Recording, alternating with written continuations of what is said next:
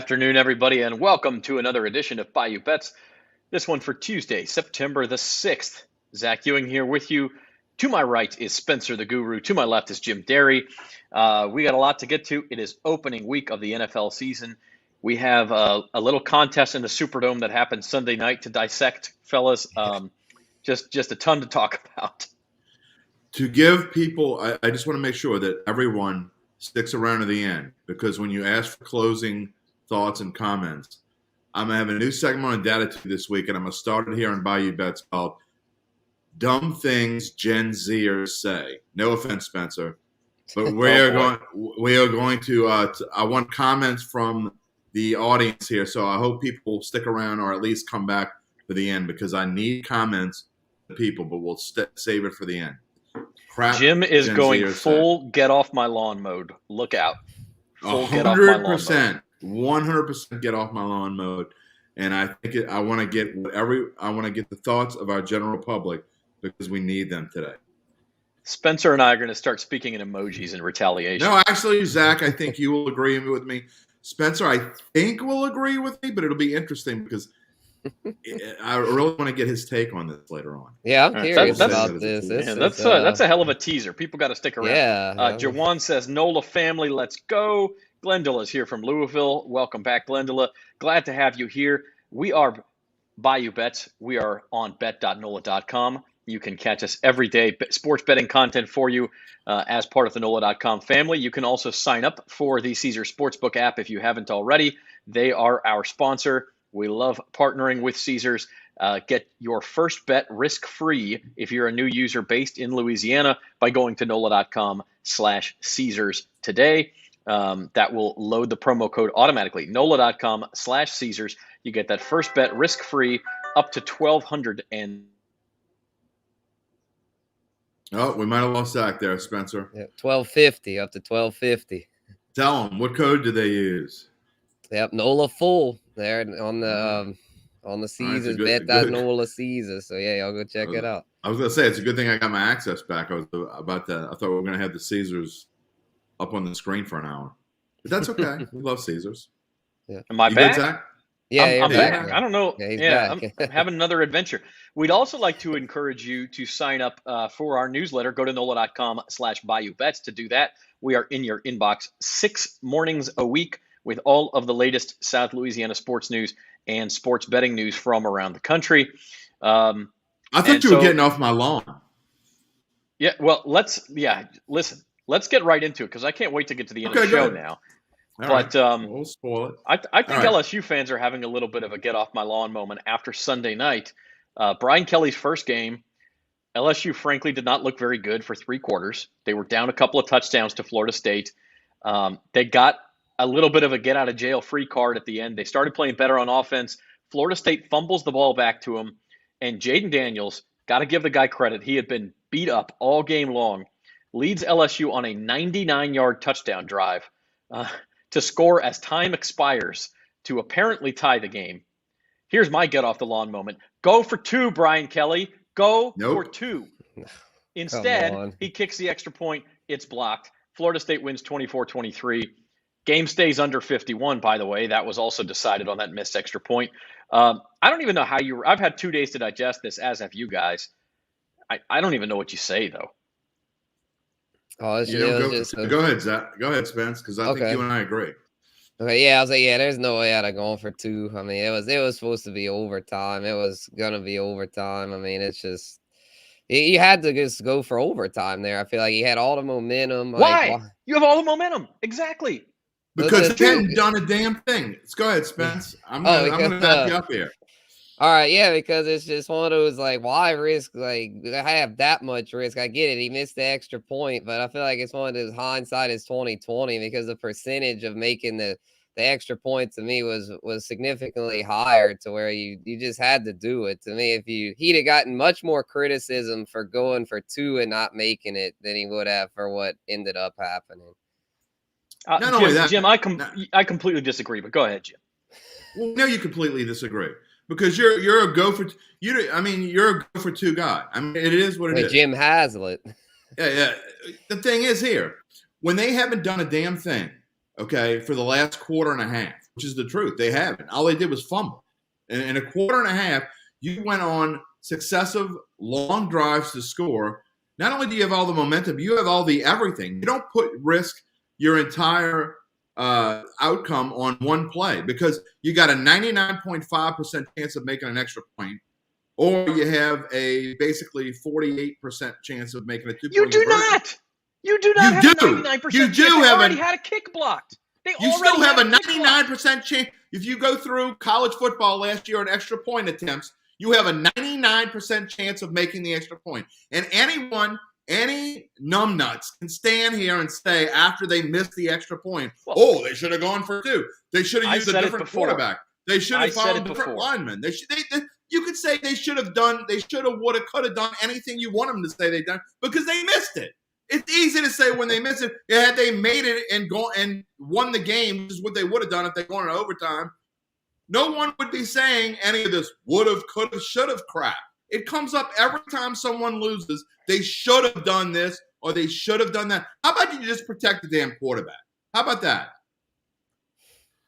But they couldn't, Jim. They couldn't protect the quarterback. Right. They couldn't protect the kicker. So the offensive line sucked. Or 2 point, which means two things. Your chance of winning in overtime was less than 50-50. I don't care. Florida State outplayed them for 3 3/4 quarters. Completely disagree. You have a chance to win the game. Florida State's shell-shocked. Go win the game. Besides the fact, if I thought it was 50-50, if I thought it was 50-50 going into overtime, I probably still wouldn't agree with you, but at least I'd be more inclined to agree with you. I think it was more like 80-20 LSU had it going up. What game are you watching? What game are you watching? Did you see Florida State's just drooping after they scored the touchdown? I mean, they were done. They got lucky and blocked an extra point. One guy blocked an extra point. Go for 2. You go for 2. They're shell-shocked. It is going to be a long season. Overtime gives them a chance to catch their breath. They get the ball back. LSU couldn't stop. The only reason LSU stopped them is because they fumbled. I mean, look. We got things Gen Z are saying. We got things the dumb millennials say. Okay, so we have the whole gamut here on this show. Just go for that's Zach's solution to everything. Go for it on 4th down and 2, no matter where you are. Go for it on 4th and 2, and go for 2 every single time. We should just change the rules, Zach, because this is 2022 now. We should change the rules because nobody wants to see an extra point, and nobody wants to see punts on 4th down or field goals on 4th down. So we should just change the rules because it's dumb to do anything else. I didn't say that. And I actually said earlier Sunday night that Florida State should have kicked the field goal at the end of the first half when they ended up trying for it on 4th and 2 and throwing a fade. That was stupid. But in this situation, the math does not lie, Jim. First of all, there is no way they were 50-50 to win that game in overtime. Florida State outplayed them all night long, beat them up on the offensive and defensive line all night long. Number 2, they were in no way 99% to make that extra point. We'd seen kicking problems all camp long. You use math. You use math all the time. The math. You think that no one else in college football has a terrible O-line when they're blocking on special teams? The math across of college football, 99% of the time, extra points are made. That's why the NFL moved their extra point back. So if you like to use math, don't use it when it's convenient. Use it all the time. And math in this case states that 99% of the time, teams make an extra point. Even in high school, it's probably 83, 84%. You said it. In this case, I'm using the math from this case. I don't care what Minnesota does on extra points. I don't care what UCLA does on extra points. I care what LSU does on extra points. They've struggled on special teams. Okay, I'll tell you what. All camp long. Let's make a bet. Let's make a bet right now. I'll make you a bet right now. And even money. No odds, no anything. LSU doesn't miss another extra point the rest of the season. You're on. Okay, what are we betting? They won't miss another extra point. Oh boy. Yeah, we'll just say a po' boy for now. We'll figure it out off. A lot of po' boys going to have to be made up by the end of this season. They also will not kick 99 extra points the rest of the year, by the way. So this doesn't even prove anything. But they will. And that's the excuse you use when they don't. That's the excuse you use when they don't miss one. Well, they only kick 62 extra points. I think we all know that game did not just come down to the extra point. Florida State did sell out to block the kick. I don't understand it. You know, to me, it's common sense. Like Nick says, one play, Common you sense, have all kick the the extra momentum. point. Florida State hasn't stopped you for 10 straight plays. Why You would don't they put stop your you on the whole 11th? game on one play. When you've done all that work to get to where you were, you don't put there isn't one single rational person besides you. I consider you a rational person. You're the first rational person I've heard say go for 2 there. I've listened to a lot of BS the last couple of days. There's a lot of rational people on this stream right now. Then I guess they're irrational in your mind because they're all agreeing with me and not you. Uncle Big Nick? Yeah. Yeah, I'm surprised at all the go. Uncle for Big two Nick bought us lunch support on here. Saturday, man. He's as rational as it comes. You're Yeah. taking social Shout out to media. I Uncle love Big you, Nick. social media. I love you, social media, for following us. But you're taking the word now of social media is behind you.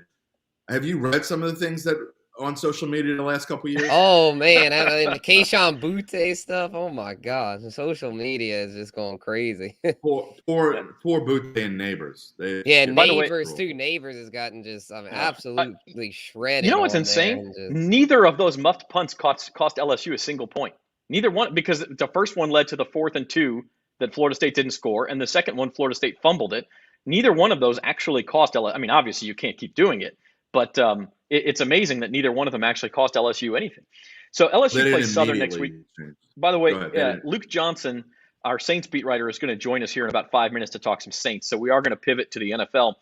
But first, I want to say our friends at Caesars have given us a hypothetical LSU Southern line, guys. LSU Southern next week, I think it's about more than the football. It's the first time the 2 Baton Rouge schools have ever played each other in football. The halftime show is going to be fantastic. The pregame atmosphere is going to be fantastic. It'll just be a fun atmosphere. Of course, no one expects LSU to lose that game. You can't bet on it yet, but Caesars did say if they had a line today, hypothetically, it would be LSU minus 38.5. That spread probably comes live either Friday or even Saturday morning. But like I said, I don't know how much this one is about the football. LSU hasn't covered a spread that big since 2014. Just throwing that out there. Shouldn't it be 37.5? I mean, we know they're going to miss an extra point. I didn't say it was going to be this week. Oh, okay. I'm just making sure. If it's 37.5, I'd take it. So that's Southern and LSU. We do want to pivot to some NFL. Luke Johnson joining us momentarily to talk some Saints. The NFL starts on Thursday with Bills and Rams. Before we get to Luke and the Saints, let's talk a little Bills-Rams coming up on Thursday. We have a show at 4 o'clock on Thursday, so we'll give that one a full preview then.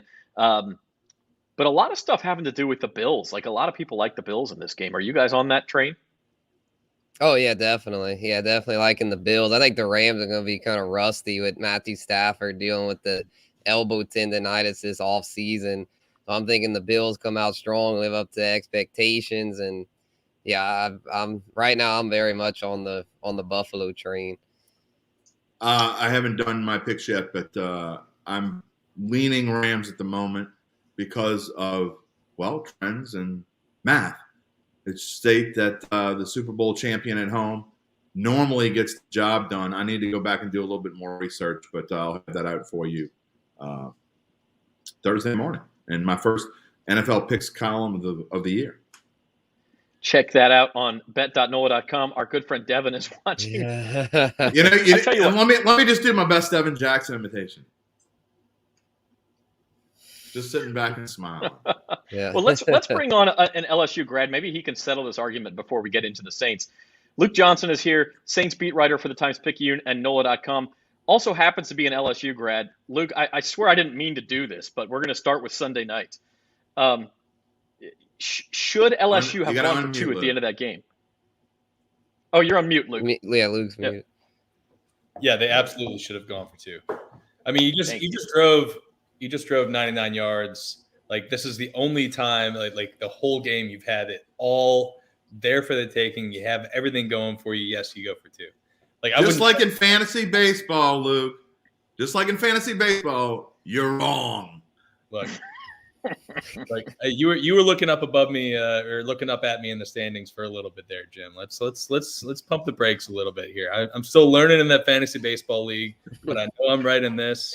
I know I'm right. They should have gone for 2.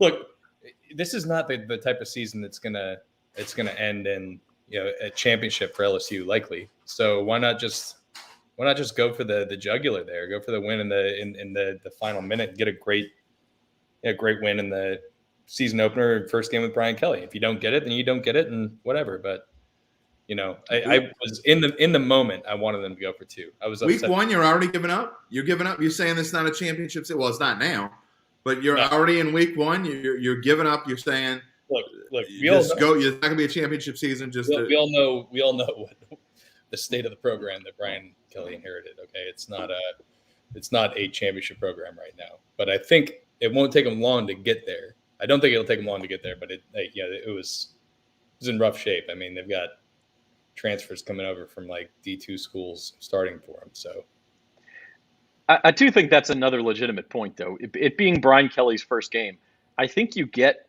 almost some credit from the fan base for rolling the dice and say, hey, I believe in my guys. Let's go for 2 here. And if you don't make it, Jim, you said that you were going to get more backlash. I really don't think that's the case. I mean, there's no way of knowing that part, but I think if they go for 2 and don't get it, everyone sort of gives them an attaboy for giving it a shot and going for the win. Yeah, I don't necessarily think that we got more backlash. Sorry, Luke. I don't think we would have got more backlash. So if I said that, I shouldn't have. I do agree that if they would have gone for 2, you would have had a similar amount of they should have gone for 2, they should have gone for 1. I know you would have still been on the 2 train. I still would have been on the 1 train. You're not being a hypocrite. I know that even if they didn't make it, that you would have agreed. And I think Lucas would have been the same. But, who cares? It's done. They didn't do it. They lost. It is what it is. Yeah, let's put that game to bed for good.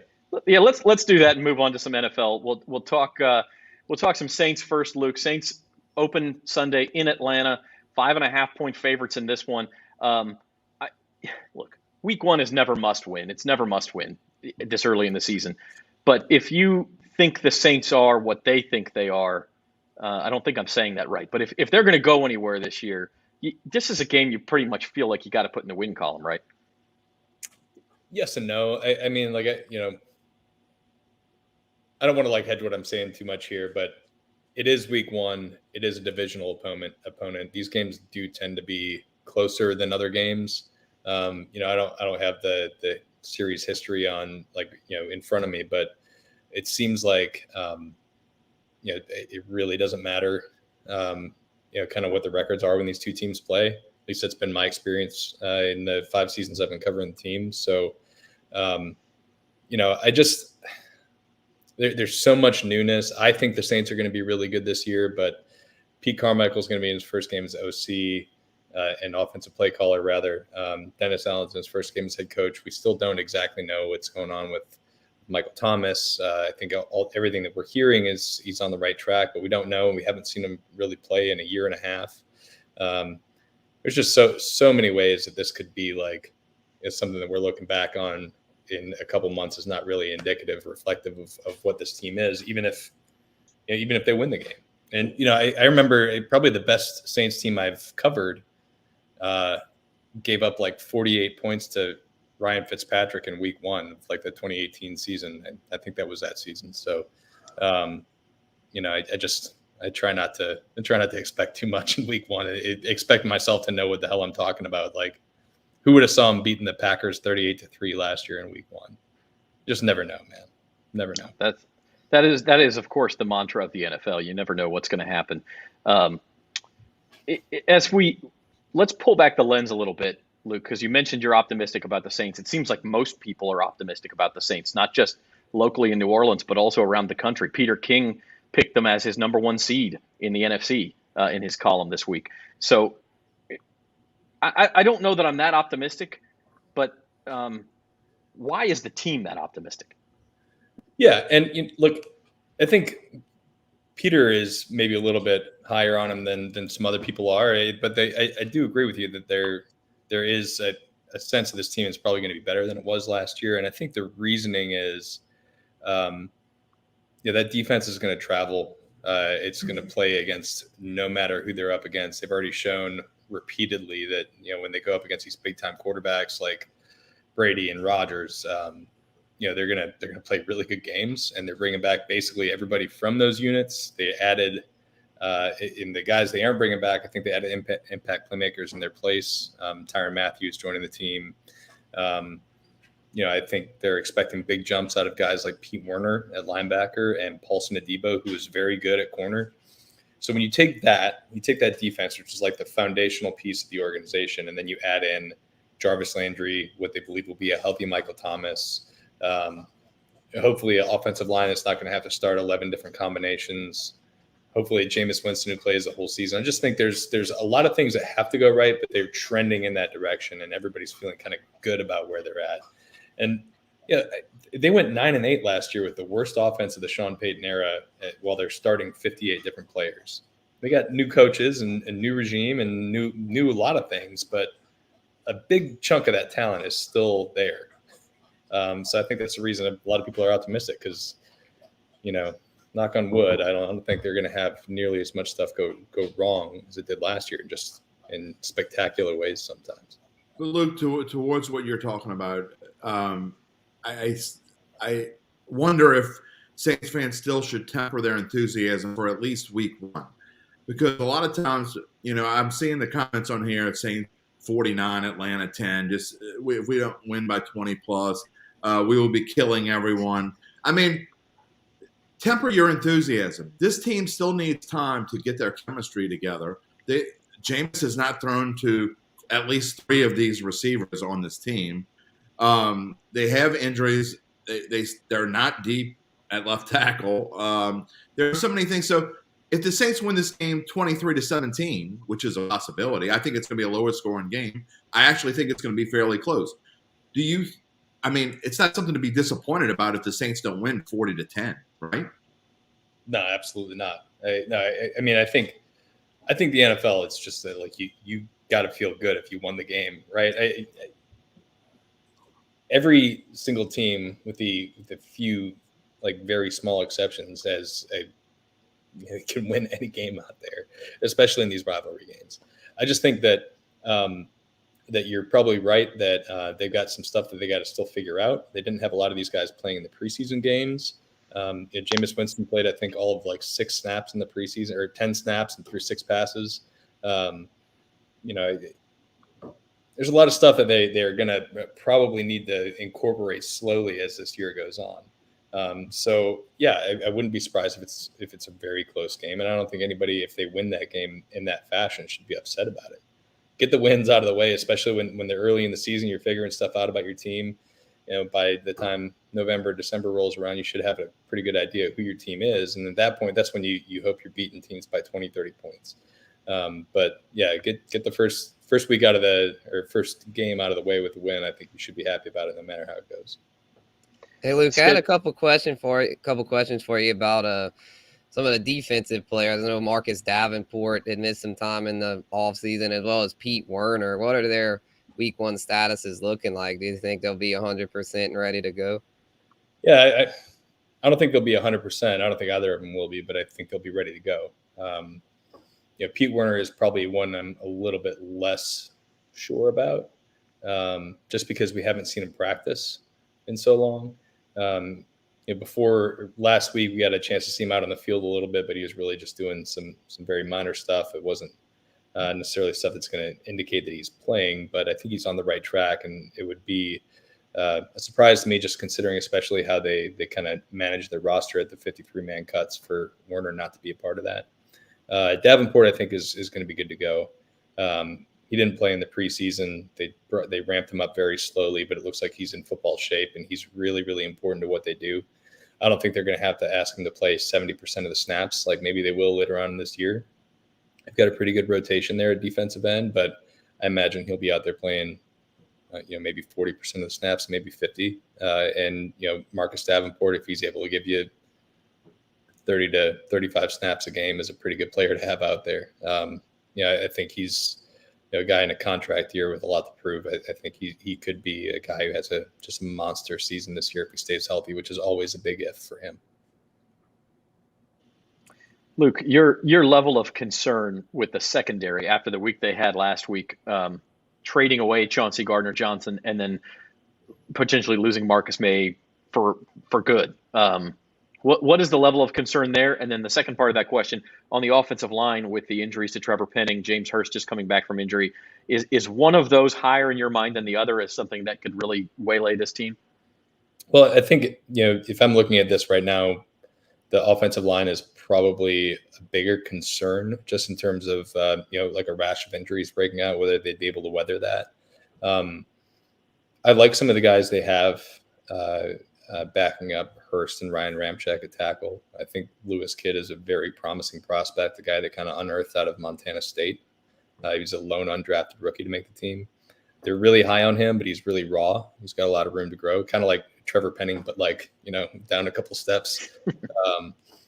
I think Landon Young, who's a guy who he stepped in last year, played a game before he had a season-ending injury. I think it's a pretty solid prospect, a solid developmental tackle guy. But obviously those guys aren't on Penning's level of talent, skill, what he can be even. And if one of their starting tackles goes down, you got to rotate one of them in, and it's a big drop off. And then even at offensive guard, I'm not really a huge fan of what they have back there.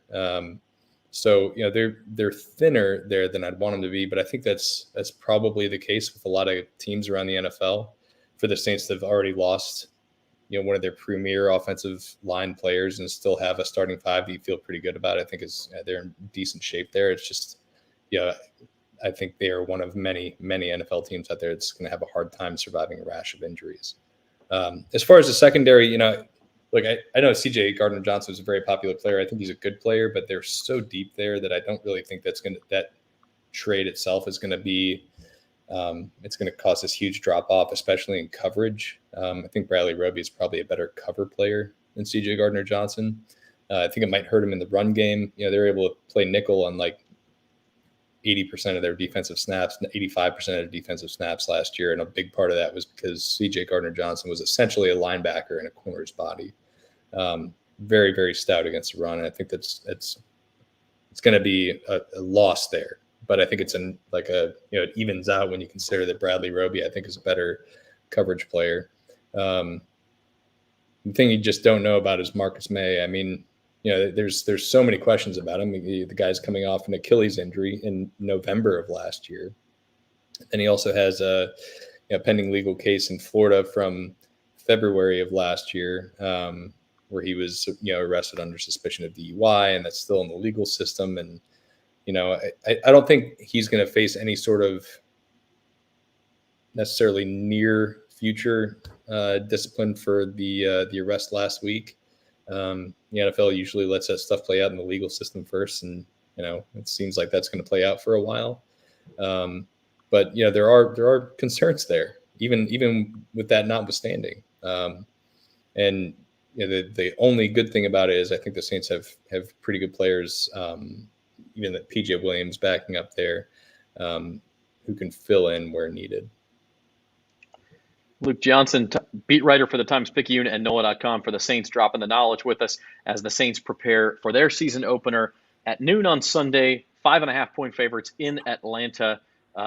You pick the Saints in this one, you break one of Jim Derry's golden rules, picking a road favorite in a division game. So that's tough. Luke, before we let you go, how about a Super Bowl pick? Let's take a look at the odds here.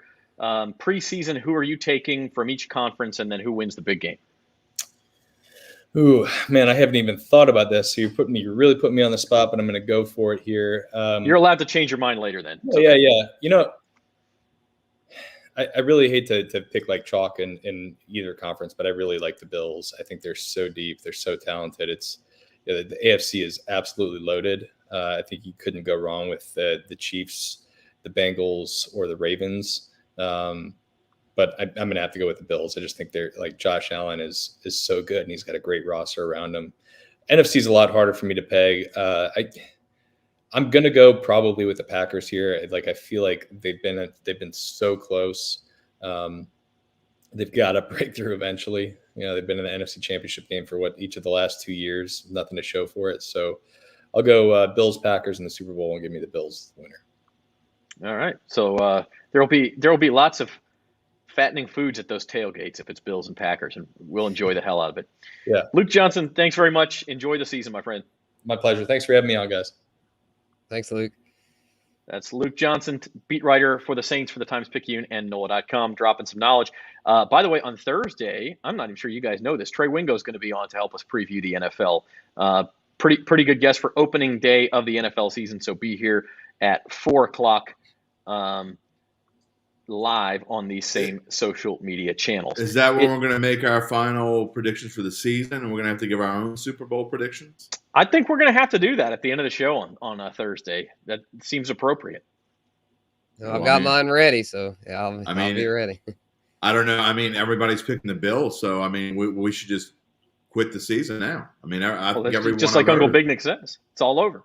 Yeah, exactly. It's over. So I mean, why even play the season? Everybody's gonna pick the Bills.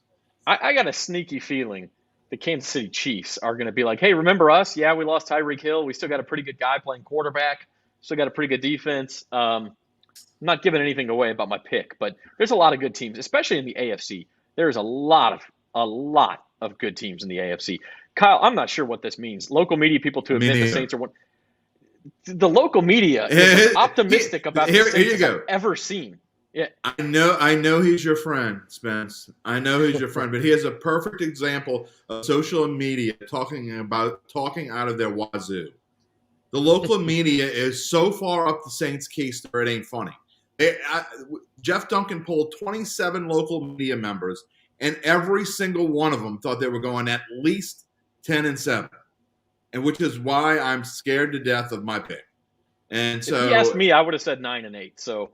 Maybe I'm the pessimistic one. I don't know. I mean, one other thing, Kyle, and I'll let Spencer defend his friend here, but like the schedule gets tough, man. After the first 4 or 5 weeks, there's not a lot of easy games in the second half of that schedule.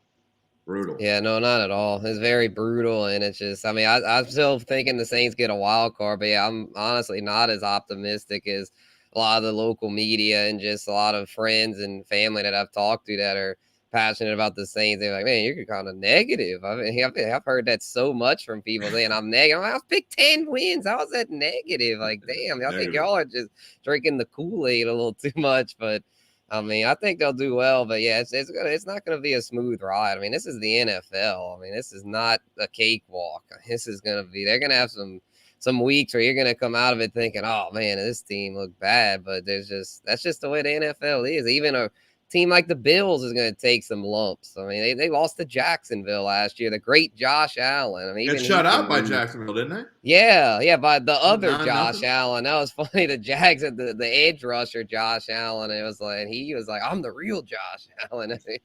In that one, anyway. I mean, that was you just never know. But hopefully the Saints can get at least a wild card. But I'm not going crazy like a lot of people.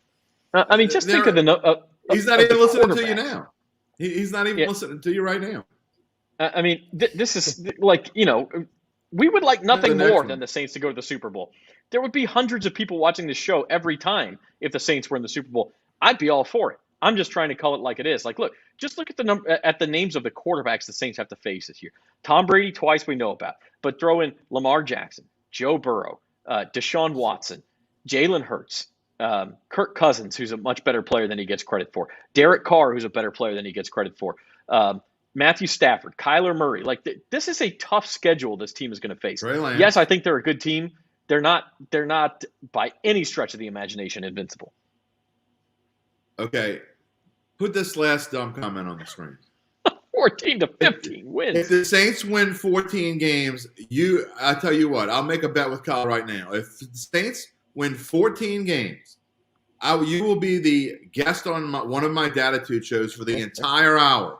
Okay, and you can talk about whatever. You can talk about movies. You can gloat your for favorite cereal. You can talk about where you want to go on vacation 4 years from now, Kyle. But you got to tell me what you're going to give me when the Saints don't win 14 games. Okay, so let's make a bet.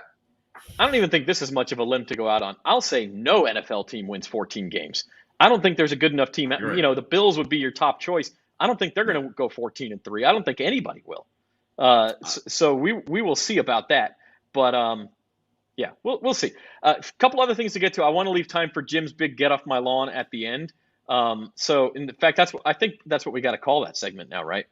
No, it's called Dumb Blank that Gen Z are saying. I got to come up with the right word that I can actually say on Datitude, because Datitude is a friendly podcast.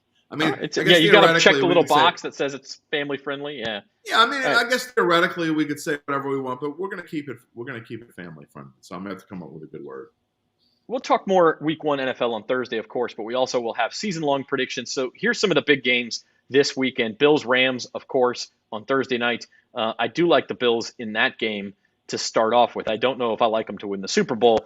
Bengals, who would have thought the Bengals would be almost touchdown favorites over the Steelers at any point in the last 10 years before, the last month of last year? Browns at Panthers, the Baker Mayfield revenge game. The Panthers are favored there. Panthers could be 2-0 when the Saints get to town in Week 3. Packers, Vikings, Chiefs 6-point chalk in Arizona, and then the Sunday night game is the Bucks at the Cowboys. Anything stick out to you, gents, here? For me, it's Packers, Vikings. I've said it throughout the preview segment. Going through, Spencer and I were praising God this morning that we didn't have to do a preview today. It was phenomenal. It was glorious. But throughout the preview shows, I have said that Packers Vikings. I think there's a new sheriff in town in the NFC North, and to me, this is the Vikings' chance to prove it. They're an underdog, even if it be, albeit a slight one, at home against the Green Bay Packers. And I think this is the season that Aaron Rodgers' crown slips a little bit because, frankly, he just doesn't have the receivers to throw to. He's kind of like in the same boat that Jameis Winston was in last year. I mean, his top receiver is Alan Lazard. And so I think it's going to be tough on him. A lot of pressure is going to be put on Aaron Jones and A.J. Dillon for that Packers team to accomplish what they want, where they want to go. And I think this is the year that the Vikings and Kirk Cousins and Justin Jefferson and Alvin Cook and just Adam Thielen, and you can go down K.J. Osborne, go down the list, Irv Smith from Brother Martin High School. I mean, the Vikings, to me, offensively, could be one of the best teams in the league. And frankly, I think the Vikings have a chance to be an NFC champion kind of team. And so, to me, this is a bellwether game right off the bat, and that's the one I'm looking forward to most. Spencer?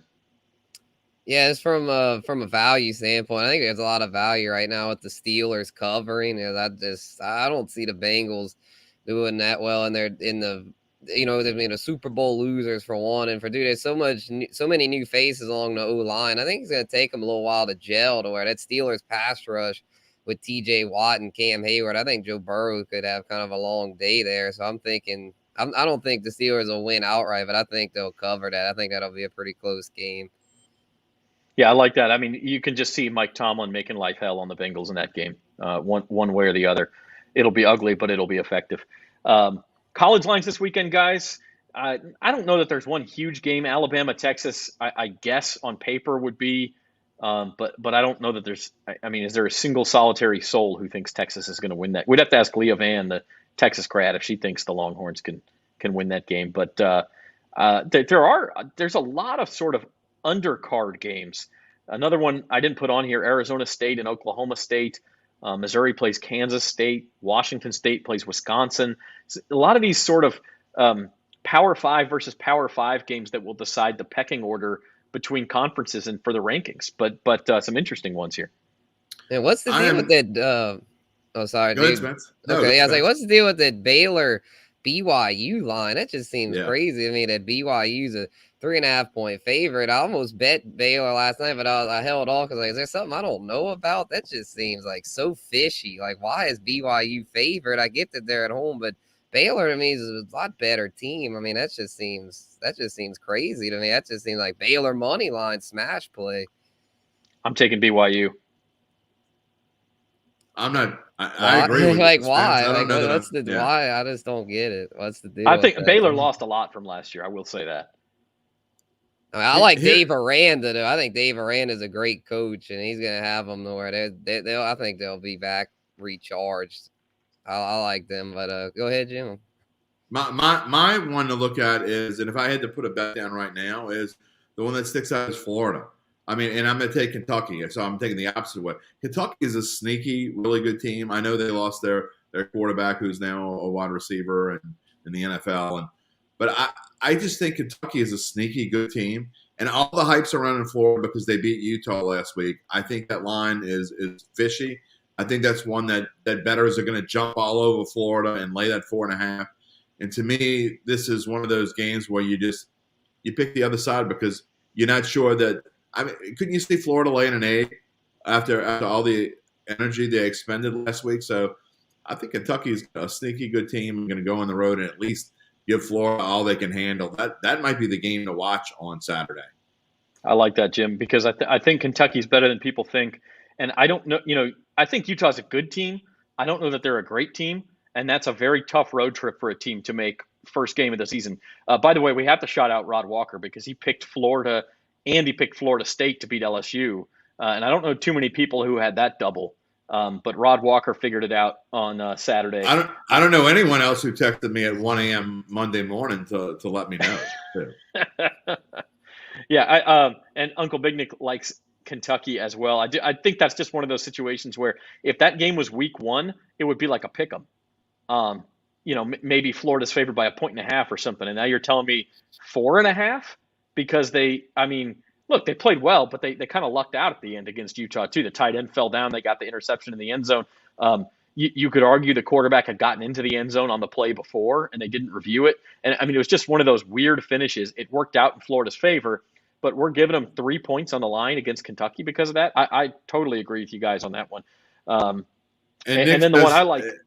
And Nick says, hint, real quick, because I got to use my final segment for things that Gen Zers say. Thursday's Datitude will be just Nick and I making – it's going to be a weekly thing during football season, making our picks. We have a hypothetical $100 a week. And so you have up to 5 games you can pick. So that's why Nick's saying hint Thursday. That'll be on his card. He'll be on Datitude. I guess picking Kentucky. So check that out.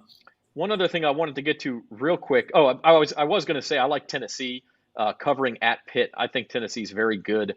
I do think they can do a lot of damage, even in the SEC, against anybody besides Alabama and Georgia, let's say.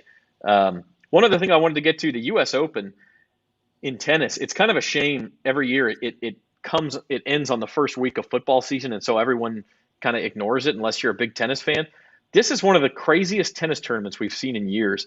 It's the first Grand Slam since 2003 in which none of Serena Williams, Roger Federer, Rafael Nadal, or Novak Djokovic are in the quarterfinals. So none of those 4 are in the quarterfinals. Instead, you have, if you're not a tennis fan, you don't even know who a lot of these guys are. Francis Tiafoe, the 5th one down, he's the American who beat Nadal on Saturday.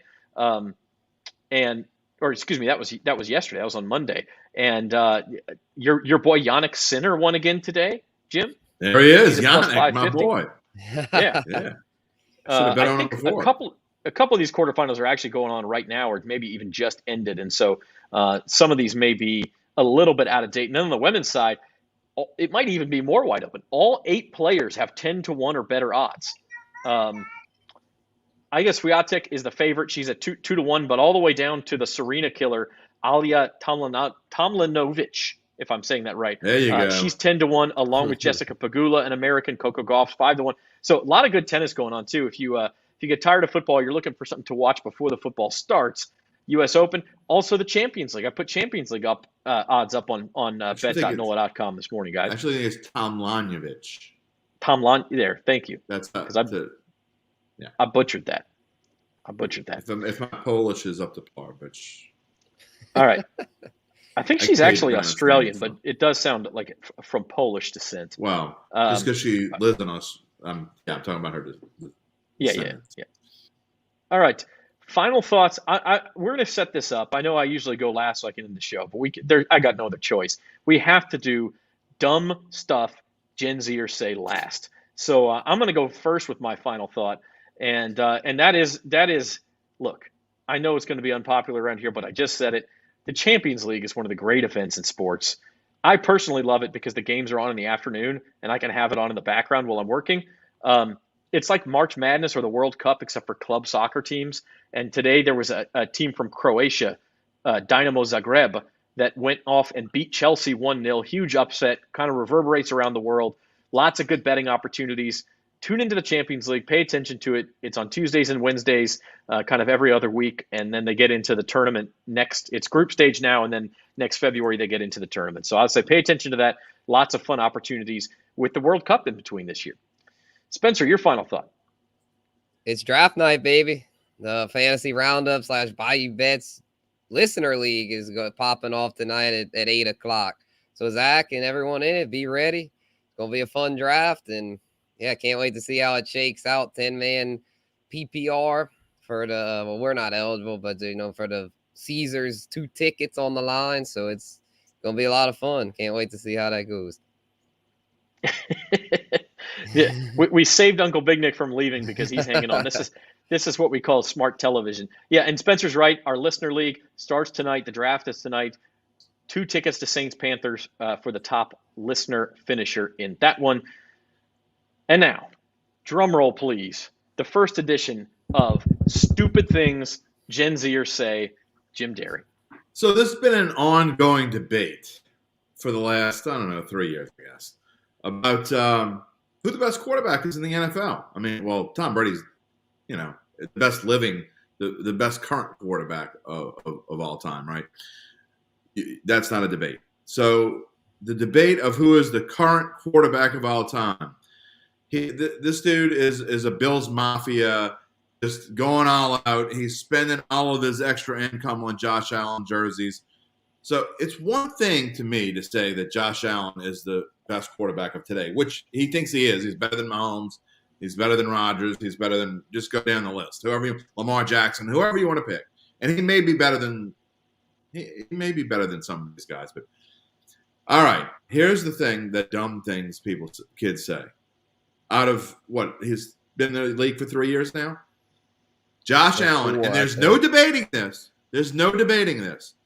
No debate. Josh Allen is the top 20 quarterback of all time because on some guy's list, I don't know what list he went to, but on some guy's list, Warren Moon is number 20.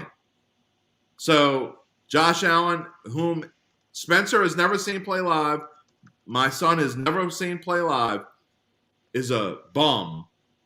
And Josh Allen's definitely better than him. And he's starting to use percentages, all these TD and interception ratios and completion percentages, because football in 1992 was exactly the same as it is in 2022. And so I'll have a better way to say this, but basically that's my dumb stuff Gen Zers say of today. And I would love to get comments. Is Josh Allen a top 20 quarterback of all time? And he is there without debate the best quarterback today. I would love to hear Spencer's analysis real quick. Oh man, I just face palm. I'm so disappointed in that Gen Zer. That was just, that's just, come on.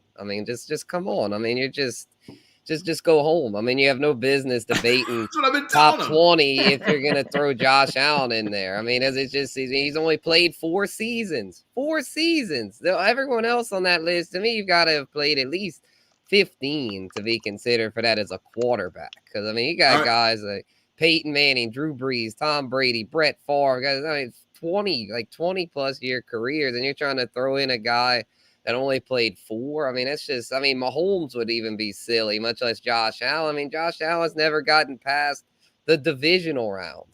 That's just, where would you rank Josh Allen right now today? Like all time or among active? No. Like among active, like if you had to, obviously he's the number 1 quarterback on fantasy for a lot of people, and I have no problem with that. So, but talking fantasy quarterback and talking about real quarterbacks are 2 completely different things. So, I want to know, Spencer, as far as if you were for this season only, now I'm talking about starting a franchise. Who is he better than Mahomes? Put it that way. Yeah, I think it's interchangeable. I'd probably go with, I think I'd probably still go with Mahomes slightly.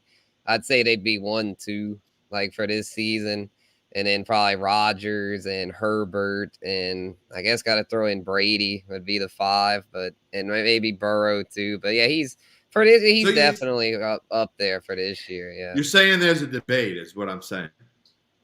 Okay, yeah. Well, yeah, for sure. Because, I'm sure the dude there was saying that there was no debate. It's clear cut. You're a millennial. Millennials say dumb things too, so go ahead. Yeah, go for 2 first. But a couple of things. Okay, a couple of things here. Josh Allen has been in the league for 4 years, as you said, and he was not very good the first of those 4 years. He threw for 2,074 yards, 52.8% completion, 10 touchdowns, 12 interceptions. So, and okay, he's a rookie. He's gotten a lot better. But we're talking about 4 years where one wasn't even very good. Now, and even the second one, he was only 59% completion, 20 touchdowns, 9 picks. That's fine. That's good, but it's certainly not nowhere near the best in the league. And then we're talking about 2 seasons where he's been among the best quarterbacks in the league. So just no. And the other hasn't beaten Mahomes when it counted. That's right. He has made one AFC. He's only even been to the AFC Championship game once, and just once. And yeah, they probably should have won that game last year to get back to the AFC Championship game, but they didn't. So you can't count it. The other thing I'll say is, while we're picking on Warren Moon, you cannot just look at Warren Moon's NFL statistics. Oh, the man is a Gen Zer. He is a 5-time Grey Cup champion. He is a 2-time CFL MVP.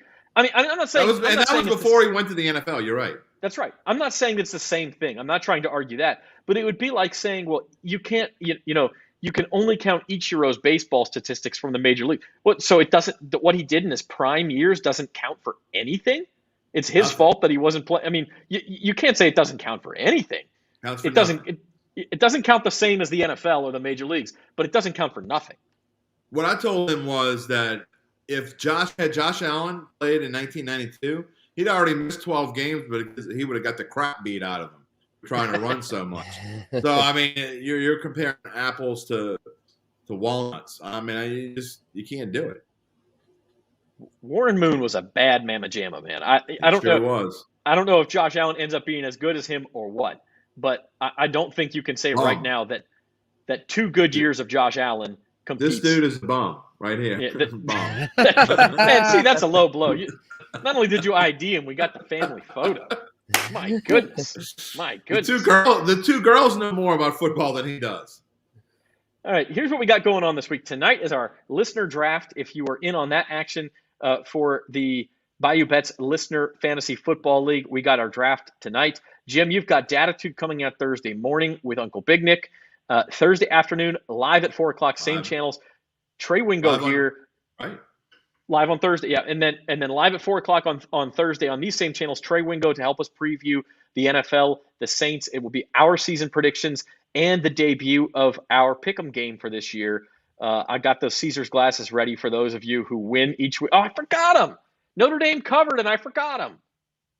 I'm disappointed in myself. Come on. Man. At least I did. And then what's it? The big cup thing. The goblet. Yeah, the goblet. We got the Caesars goblet. Listen, we will have it next week. I got to find a way to get one to you guys in case you guys win. Well, I don't Zach really caught that. Zach really caught that in Bacchus last year. No, that's not true. Not true. In the meantime, like to encourage you all to sign up for our newsletter at NOLA.com/Bayou Bets. Sign up for Caesars Sportsbook if you haven't done that already at NOLA.com/Caesars, and search our Bayou Bets YouTube page and become a subscriber. Give us a like. Trying to grow that channel and keep bringing you more of this content where Jim makes wrong decisions about whether to go for 2 or not. You're not baiting me. I'm done.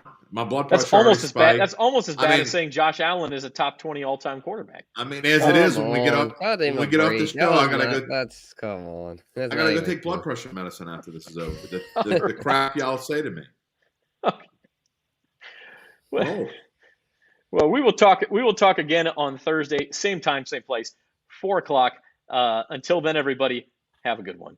For Jim and Zach. For Jim and Spencer, I'm Zach. I'm very flustered at this point. Have a good afternoon.